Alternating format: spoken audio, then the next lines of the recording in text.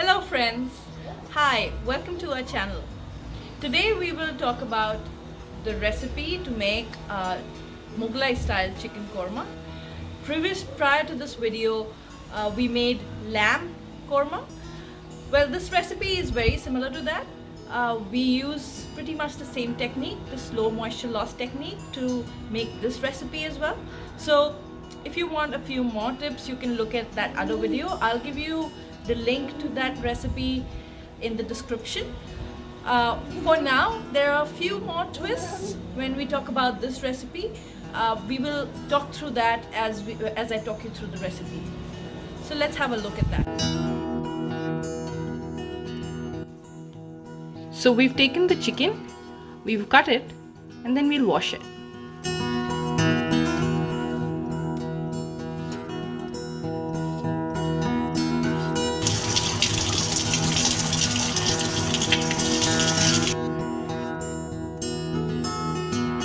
So we've diced the onion into slices like this, and we're going to use this to make the birasta. So basically we caramelize the onion and then make it ready for a paste that we will make with cashew and chilies. We loosen the onion so that they are all separated from each other. We're now going to caramelize this onion in hot oil, very hot oil.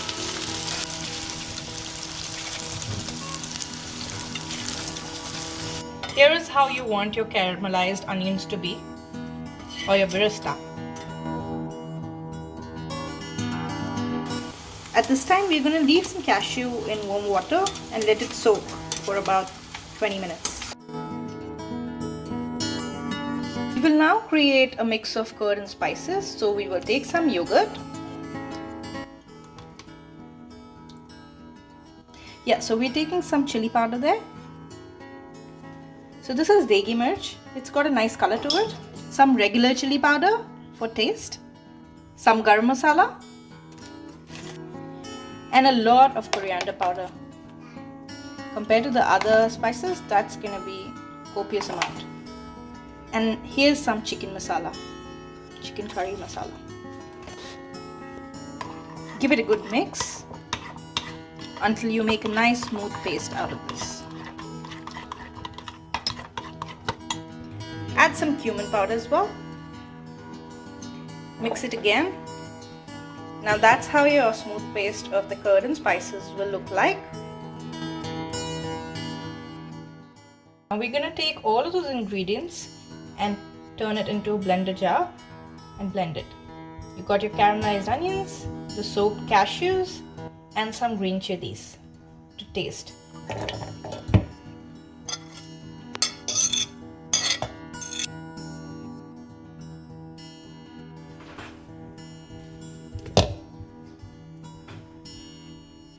So that's ready. So now we'll start putting together the recipe. We are taking a vessel. We've taken some clarified butter into it, or ghee. Now let it melt. Turn on the flame. Make sure that the flame is low. This recipe is anyway cooked on a low flame because it's a slow moisture loss recipe. Adding some whole spices to this ghee. So there is some cumin, bay leaf, cinnamon sticks, and green cardamom. You can actually choose to roast these spices and then blend them and make a powder. Usually korma is a very smooth curry. You don't find whole spices in them. But we are doing this. This is if you want a quicker way of getting to your recipe done. At this stage, you're going to add the spiced curd, yogurt, and make sure that your flame is really low when you're doing this step. You want to then fry this paste until the oil separates. So keep stirring the curd, the yogurt, and the spices because you don't want that to stick at the bottom. There's a tendency for yogurt to stick at the bottom, so it's important that you stir it and do it until, like I said earlier, do it until the oil separates. So we stirred it for about 5 minutes And now we're gonna add the cashew, barista and chili paste. Again, keep stirring this until the oil separates from the masala. So this is how now the spices are looking. It's ready now for us to throw in the chicken in there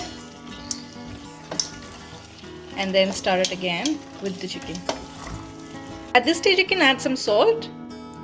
Salt will also help in cooking the chicken and release moisture. So for the slow moisture loss method that we're going to use to cook this recipe, salt is a big help.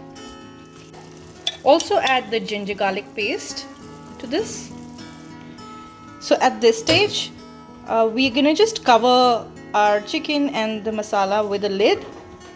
This is just to let everything mix together and the chicken to slightly cook.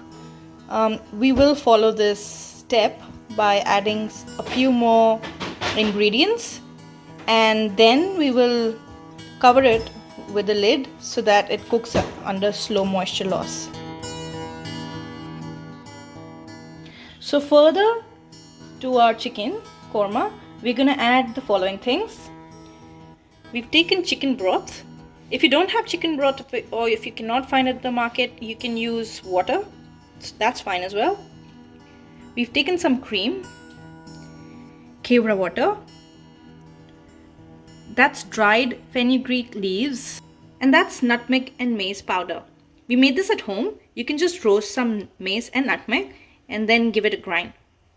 Now this is how our chicken is finally after stirring it for a while, keeping it on low flame. You can see that the oil is separating.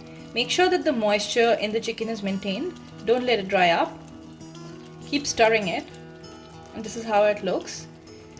From here we're going to add the next set of ingredients. It has been 15 minutes now since the chicken has been cooking in the spices.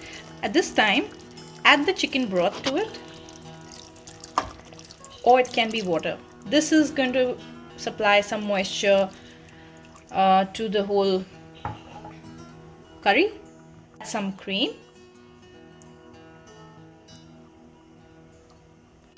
Stir it now.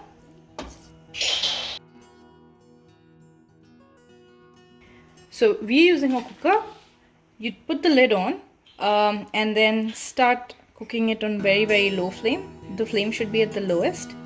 If you notice, we've covered the vent with a foil because you don't want the moisture to be lost through the vent. So do this for a while. We've still not added the kevra water, fenugreek leaves and the spices. We'll do that in a while. So our chicken has been cooking on very low heat using the slow moisture loss method for about 30 minutes now. It seems like it's done because you can see the color of the chicken. It's quite cooked. It's not pink anymore. So it's the right time now for us to add all of our flavors. So we're going to first add the fenugreek dried leaves. Crush it and add it. And add very little nutmeg and mace powder that we showed you earlier. And add very little kevra water. Just a few drops, I think. Yeah, that should be fine. Give all this a nice stir. These ingredients that we put at the end are the ones that add aroma and fragrance to our dish. So if you eat this, if you cook and eat this, you'll realize that this last step is essential because that gives it the Mughlai flavors to our dish. So once you've added all of those ingredients, again cover it with the same lid, cover all the vents and let it cook for another 5 to 10 minutes using the slow moisture loss method. Again, keep the flame very low.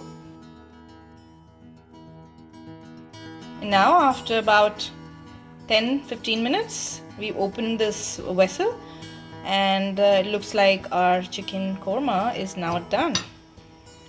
Enjoy the meal. We'll now plate it and serve.